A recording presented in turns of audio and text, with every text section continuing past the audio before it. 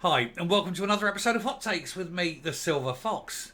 Just the other day, Susan Aitkin was going, look at me, and virtue signalling that she has frozen the council tax in Glasgow. Glasgow, of course, the biggest authority, the one that actually needs the most money, the one that's currently looking for a new chief executive and is offering over £200,000 a year to do so. But apparently they can afford that, even with the freeze in council tax. And sure, they'll be getting a little bit extra there from Shona Robertson, but it's nowhere near enough for a city the size of Glasgow. So something's got to give. What can it possibly be? Is it something they don't need to worry about? Or is it something important? I know, they think, let's get rid of 172 teaching posts. After all, it's not as though the kids we're going to suffer aren't going to make much for their lives anyway. We'll take it from the poorer areas. We'll take it from the areas that don't really matter. And we'll just starve the children of Glasgow from any kind of education. Plus also, if we keep them stupid, they won't realise what we're doing to them and they'll keep voting SNP. It seems to be how it works. But if you're one of those people whose children are about to lose a teacher, or 172 of them, you may want to ask why. Why are they cutting teaching numbers and yet going to pay someone £200,000 just to be a chief executive for an organisation that doesn't really need one? Let's take a look and see what's going on in Glasgow. Here goes. So Glasgow City Council to axe 172 teaching posts in a desperate bid to save money. Money that they can then waste away on other things. Nothing important, Nothing like educating children. Oh no, it'll be on the other things. Because two seats will want to travel somewhere else. First class as well, won't she? Local authorities are struggling to balance the books while also being told by the SNP government to freeze council tax and to maintain teacher numbers.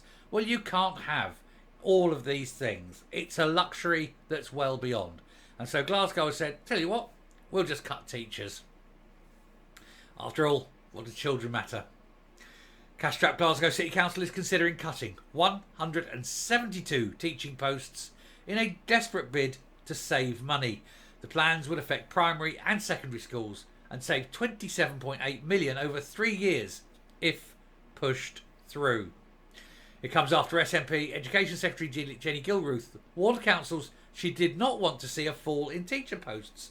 Nobody cares what Jenny Gilruth wants. If you haven't got the money, you haven't got the money. Relations between the government and local authorities are poor amid accusations by town hall bosses of heavy-handedness by ministers. They were destroyed. They signed the Verity House agreement. Okay, we're going to have this great agreement. We're all going to work together, blah, blah, blah, blah, blah. All that. It's all rubbish.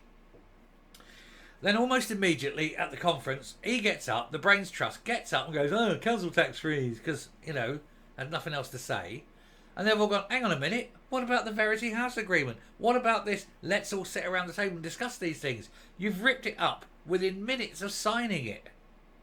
And now he says, yeah, but we can still all work together. No, we can't. You don't want to. You just want to unilaterally declare things without any consultation with us, and then expect us to work within your boundaries. And now you're saying, don't cut teacher numbers, but we're not giving you any money. Or we're not giving you nowhere near enough. Something's got to give, and the teachers are going. So Jenny Gilruth is upset. Well, tough. Humza Yousaf's government is trying to force through a national council tax freeze, while at the same time maintaining teacher numbers. This is in spite of teacher salaries being a sizable part of council budgets. And getting worse, because the teachers were threatening to strike, and rather than letting them go on strike and then negotiating down to whatever you could afford, they just went, don't strike, have it, and just gave in. And boom, folded straight away. Next year the teachers are going to go, we have 20%. And old Ken doll will probably go, oh yeah, because, haven't got the balls to say no. According to TES magazine, Times Education Supplement, I believe that is, 172 teaching post cuts over 3 years would save £27.8 million. And if approved, it would be part of an education service reform, resulting in fewer staff, which means, of course, more children per class, which means children getting a far worse education. Teaching union representatives said, were reportedly informed of the plans this week, and a council spokesperson said meetings have taken place today with teacher trade unions to discuss the challenges and make them aware of the savings needed. If you truly want to make a saving, fire Shona Robinson, fire all of the SNP, and put someone else in who isn't going to waste money on pointless projects. Discussion will also take place with head teachers next week, which will include a review of staffing formulas from the August term. The staff that remain will have so many children in their class that when they come to do the homework marking and things, it's going to take even longer to do. They're going to be more stressed. It will drive the older ones out. They'll just take early retirement and go. You're going to have problems recruiting, especially once the tax rises come in. You're going to run out of teachers in Scottish schools, and it's going to happen very, very quickly. Anyway, they said officers will do everything they can to minimise the impact, but in the current financial climate, we have to look at every option, brackets, except cutting money spent on independence, close brackets. The record can reveal councils are angry with Gilruth over a letter she sent to council umbrella group COSLA earlier this month.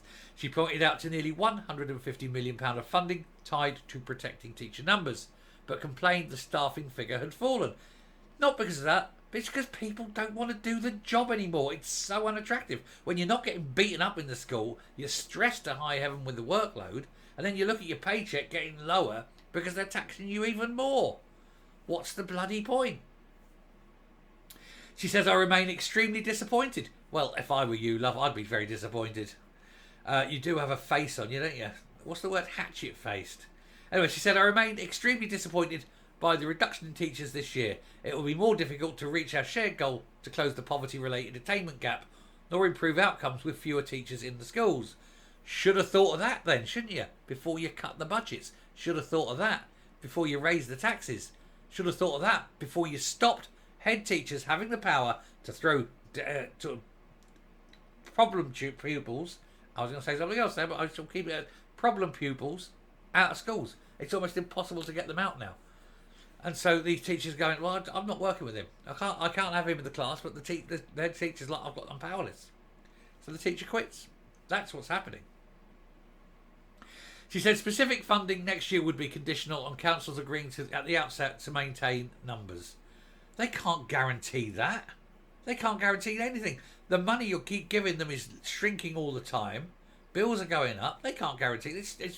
This is Jenny Gilruth is one of those who thinks that what she says is the word of God and it will come to pass, and it isn't. She's a very for someone who used to be a teacher, you'd think you know better, but she's not very bright. Anyway, she said, my officials will be in touch with individual councils to agree grant conditions, including the number of teachers I expect to be maintained. Again, you're going to be very disappointed. A senior council source said the Cabinet Secretary's letter is tantamount to bullying. She is treating Scotland's democratically elected council leaders like errant school kids. The SNP government is also struggling to enforce a national council tax freeze. I refer all of you to Argyll and Bute, but you'll just put it up because they say they need the money to keep the teachers.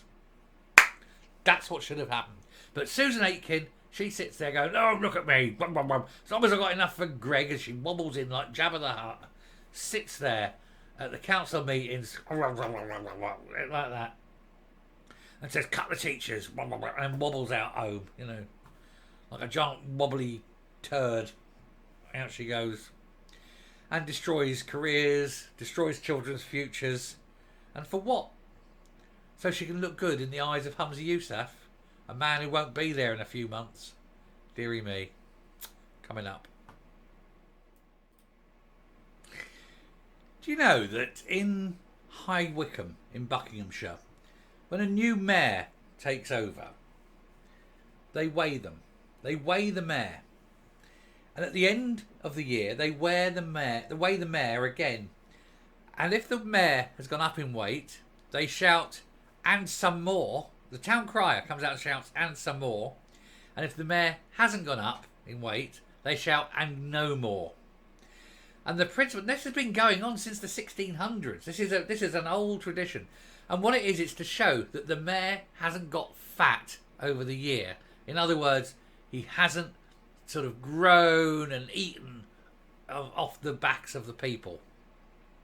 I think they need to bring that in Glasgow and have at the beginning of each year Susan Aitkin up there standing on the scales. We look at her weight, you take it down. At the end of the year, you weigh her again and see how much fatter she's got. And then you know that all that fat has come off the backs of the people. That's what needs to happen. Anyway, I should stop there. Thank you very much for watching. Do please hit the subscribe button, ring the bell, leave a like, leave a comment, please share the video, and I'll speak to you later. Bye.